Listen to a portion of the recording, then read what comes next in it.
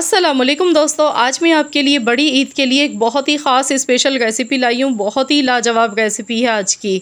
बिल्कुल भी मिस मत कीजिएगा आज की रेसिपी को। बहुत ही ख़ास धमाकेदार रेसिपी है और इतनी आसान है, खाने में इतनी लाजवाब है कि आप मज़े ले लेकर खाएंगे। बड़ी ईद का अगर मज़ा लेना है तो बड़ी ईद इस रेसिपी के बगैर समझ लीजिए कि बिल्कुल अधूरी है।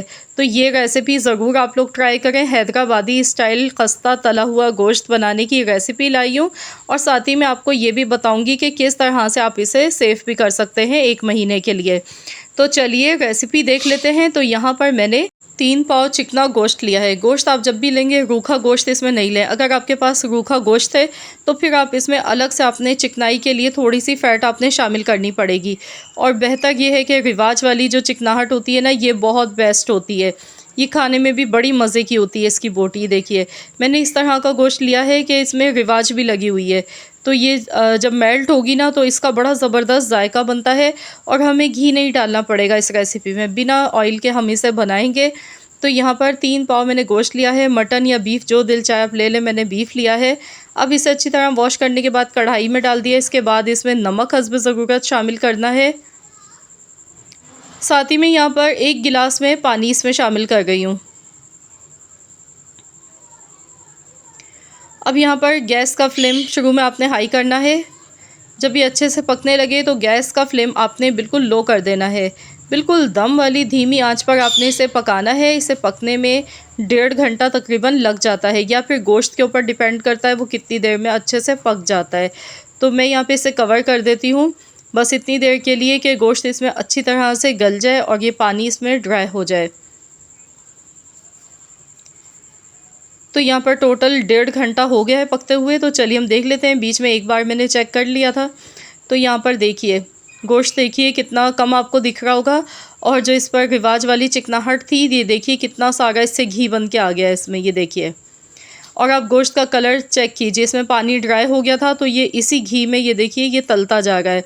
तो इसी घी के अंदर ही जितना अच्छा गोश्त फ्राई होगा तो ये उतना ही खस्ता होता जाता है। अगर आप इसे सेव करना चाहते हैं कई दिनों के लिए, महीने भर के लिए, तो आपने इसे बिल्कुल कड़क होने तक अच्छी तरह से फ्राई करना है। उससे ये होगा कि आप इसे 1 महीने के लिए स्टोर कर सकते हैं। अगर आपने फ़ौरन हाथ के हाथ बनाकर खाना है तो बस इस तरह का बनाए जैसे मैंने बनाया। इसका कलर देखिए पिंक हो गया है।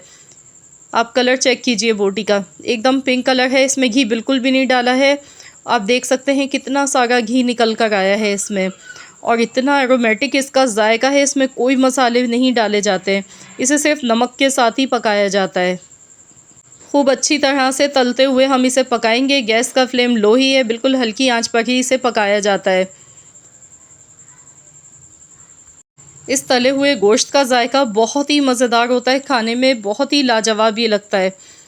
तो यहाँ पर देखिए ये अच्छी तरह से फ्राई हो चुका है, एकदम ड्राई हो चुका है। कलर देखिए एकदम पिंक हो चुका है।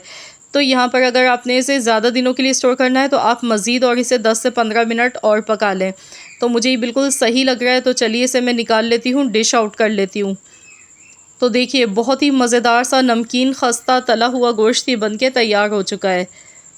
इसमें खस्तापन है क्योंकि इसको हमने खूब अच्छी तरह से फ्राई किया है, और ये इसी में ही तला हुआ गोश्त है। इसमें कोई अलग से हमने घी नहीं शामिल किया, ना ही ऑयल शामिल किया। अब आपने इसे सर्व करते टाइम ऊपर से चाट मसाला थोड़ा सा ऊपर से डालना है, साथ में नींबू का रस आप इस पर डालें इस तरह से।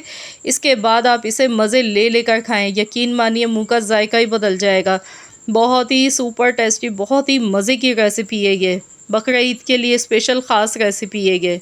मैं आपको तोड़ कर भी दिखा देती हूँ। ये देखिए एक हाथ से बोटी इसकी टूट रही है। ये देखिए बाहर से ये खस्ता है, अंदर से ये सॉफ्ट है। इस तरह का गोश्त ही बन के तैयार हुआ है।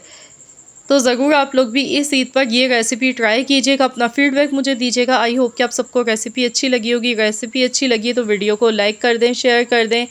चैनल पर अगर आप नए हैं तो चैनल को भी सब्सक्राइब कर लीजिएगा। मिलते हैं इंशाअल्लाह ताला नेक्स्ट रेसिपी के साथ। तो जब तक के लिए अल्लाह हाफ़िज़।